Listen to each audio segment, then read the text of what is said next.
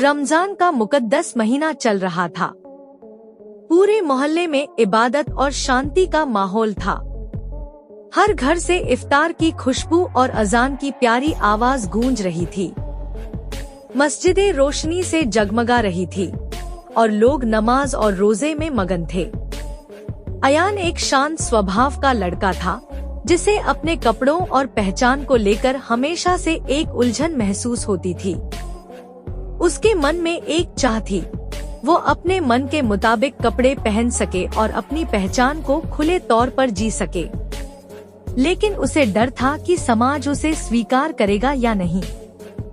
रमजान के आखिरी रोजे के बाद ईद की तैयारी शुरू हो गई थी। अयान की बहन जोया ने अपने लिए एक खूबसूरत सलवार कुर्ता खरीदा था। अयान उसे बड़े प्यार से देख रहा था।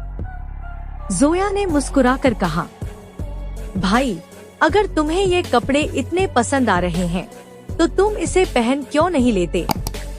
अयान ने झिझकते हुए कहा, पर लोग क्या कहेंगे? जोया ने उसके हाथ को थाम लिया और कहा, अल्लाह ने हमें जैसा बनाया है, हम वैसे ही खूबसूरत हैं। जो लोग तुम्हारी खुशी और पहचान को नहीं समझ सकते, उनसे डरने की जरूरत नहीं है। ईद का मतलब ही खुशी और अपनेपन का जश्न है। अयान ने हिम्मत जुटाई और ईद के दिन जोया का सलवार कुर्ता पहन लिया। उसने कानों में छोटे छोटे झुमके डाले और माथे पर हल्का सा काजल लगाया। वो आईने के सामने खड़ा हुआ और खुद को देखकर उसकी आंखों में खुशी के आंसू आ गए। जब अयान ईदगाह जाने के लिए बाहर निकला तो कुछ लोग उसे हैरानी से देखने लगे, लेकिन जोया ने उसका हाथ पकड़ा और कहा, ईद मुबारक अयान, तुम आज बहुत खूबसूरत लग रहे हो। ईदगाह पर जब अयान ने सबसे गले मिलकर ईद की मुबारकबाद दी तो कुछ लोग पहले थोड़ा चौंके, मगर फिर अयान की मुस्कान और आत्मविश्वास ने सबका दिल जीत लिया। मौलवी साहब ने अयान के सिर पर हाथ रखते हुए कहा, अल्लाह की नजरों में सब बराबर हैं।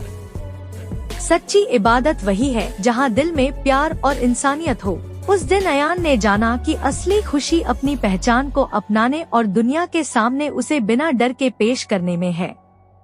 रमजान का मकसद भी यही था, खुदा से जुड़कर खुद को पहचानना और दुनिया में मोहब्बत फैलाना।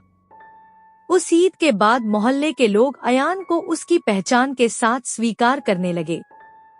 अब अयान बिना किसी डर के अपने मनचाहे कपड़े पहनता और पूरे आत्मविश्वास के साथ अपनी जिंदगी जीता था।